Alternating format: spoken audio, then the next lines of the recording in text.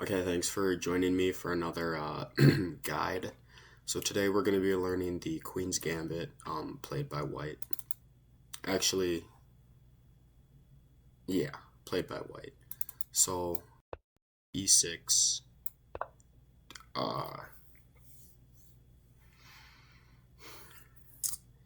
it's just reminded me of a position I had earlier today. So e6, d5, common move.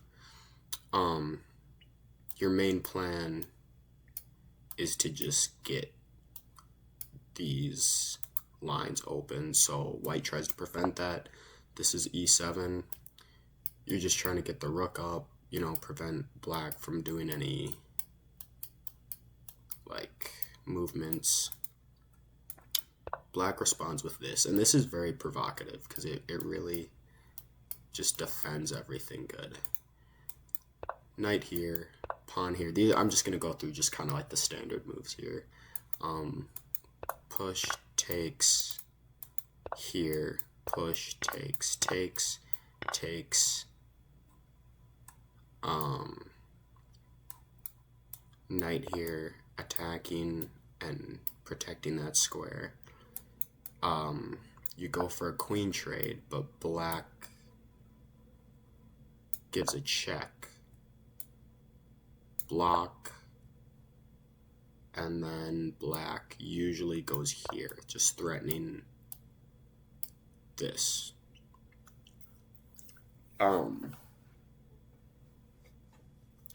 So what you do as white here is you kind of want to stop these squares from getting just murdered, just absolutely just steamrolled. So you'll play this move, and it looks like that just hangs a bishop. Like it looks like he can just take that. But if he does take,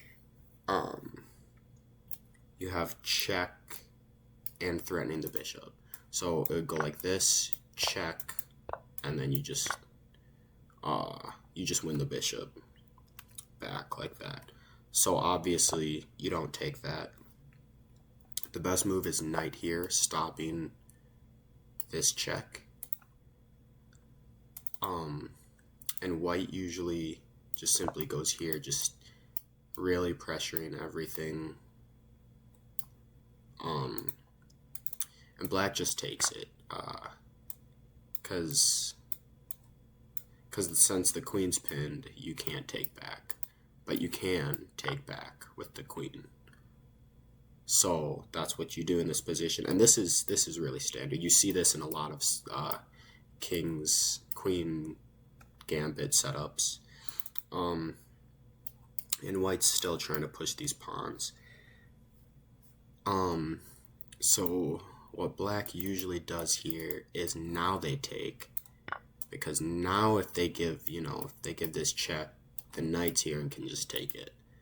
So black has to resort to defense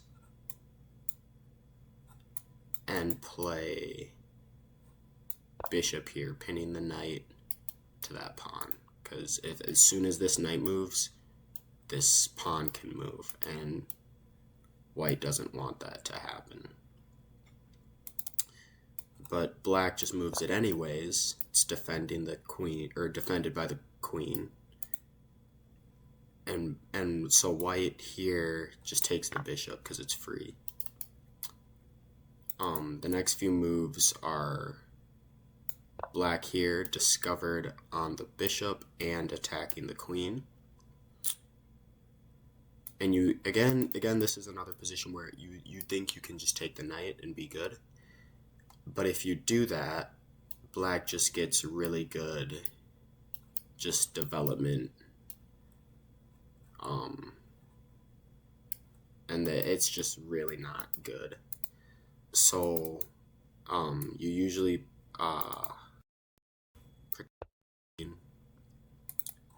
usually gives this check before taking the bishop,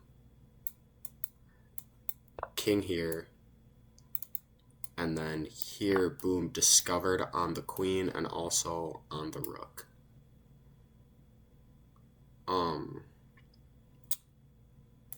But white just takes it, and it comes with check, so you can't take this rook. you have to take back. And then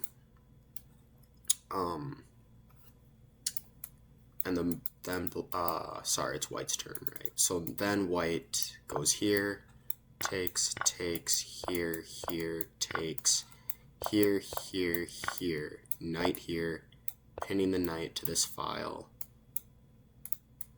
here, takes, rook here, and then we get to this position where the king is kind of open, but it is defending a lot of key squares. And you can see it's dead even. It's 12's even because it's like 1 1 2, so it's pretty even. But white takes the rook, black goes here, and this is where this move is really important. You give this check, and the king can only move here, or he can only move to these two spots. And the only safe move is here. But it's not, because you can give this check, here, take, here, this check, here, and then they think this pawn's gonna queen, but your bishop's there, so you just take that. Pawn here, bishop here, pawn here, and then usually rook here, pawn here, and then you have mate. I think it's mate in 4, king here, and then you just check, and then you go here, and then he goes here, and then it's